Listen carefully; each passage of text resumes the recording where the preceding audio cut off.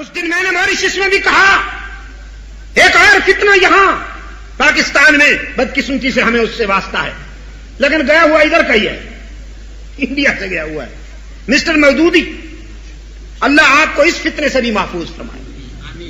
بہت بڑا فتنہ، سانپ کی طرح حسین اور سانپ کی طرح زہریلا۔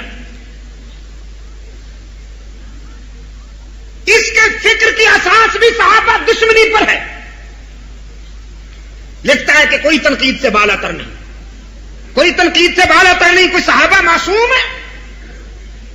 میں نے کہا صحابہ معصوم نہیں ہیں، لیکن صحابہ معصوم استاد کے محفوظ شاگرد تو ہیں۔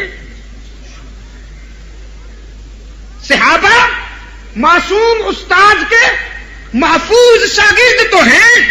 پیغمبر معصوم ہوتا ہے، گناہ کر نہیں سکتا، اور صحابہ محفوظ ہوتے ہیں، خدا انہیں گناہ کرنے نہیں دیتا، اس لیے کہ وہ نبی کے موقف کے عینی گواہ ہوتے ہیں، اور کسی کیس میں گواہوں کی پوزیشن بہت نازک ہوتی ہے، اگر گواہ جھوٹے ثابت ہو جائیں تو کیس ناکام ہو جاتا ہے۔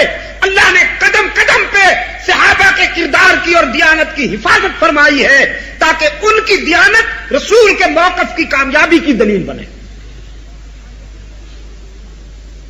ہاں، یہ کہتا ہے عثمان سے خیانت ہو گئی، عثمان اقربا پروری کرتا تھا، عثمان نے بیت المال میں خرد برد، جس عثمان نے اپنا سب کچھ اسلام کے لیے وقف کر دیا وہ عثمان خرد برد کر سکتا ہے؟ اور ایک بات اور بھی کہتا جاؤں، میں معافی چاہتا ہوں، موضوع سے ہٹ کر مجھے بات کرنا پڑ رہی ہے، لیکن میں زخمی ہوں۔ صحابہ کرام کو سمجھنے کے لیے تاریخ معیار نہیں ہے، صاف کہتا ہوں، تاریخ معلومات کے لیے اچھی چیز ہے، لیکن عقائد کے لیے بنیاد تاریخ نہیں، قرآن اور رسول کا فرمان۔ جو شخص عقائد کے معاملے میں تاریخ کو معیار بناتا ہے وہ بدنیت ہے، سبائیت کا ایجنٹ ہے۔ میں تاریخ کے اسی حصے کو قبول کروں گا جو قرآن و سنت کے مطابق ہوگی، جو قرآن و سنت سے ٹکرائے گی۔ تاریخ کو چھوڑ سکتا ہوں، صحابہ کو نہیں چھوڑ سکتا۔ تاریخ ٹوٹا پھوٹا آئینہ ہے، دور رسالت سے 200 سال بعد لکھی گئی ہے، عصبیتوں کے عروج کے زمانہ میں لکھی گئی ہے۔ تاریخ نے کسی کو معاف نہیں کیا۔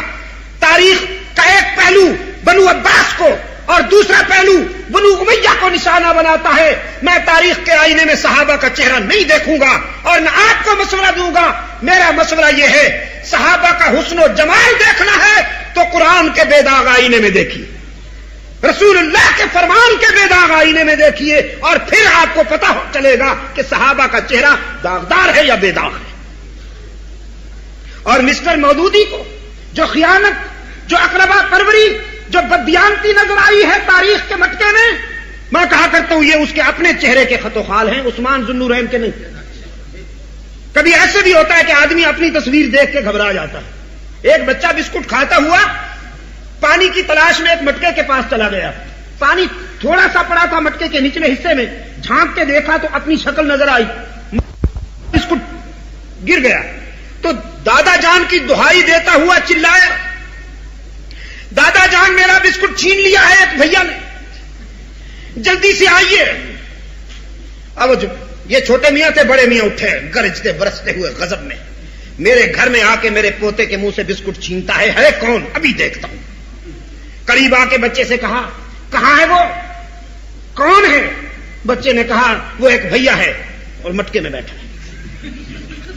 بچے کو ہٹا کے جو بڑے میاں نے غور سے دیکھا تو اپنا چہرہ نظر آیا، کہنے لگا اما تم تو کہتے تھے بھیا ہے، یہ تو کوئی سفید ریش بدماش ہے، بوڑھا ہے، اور حیا نہیں آتی بچوں کے منہ سے بسکٹ چھینتے ہو؟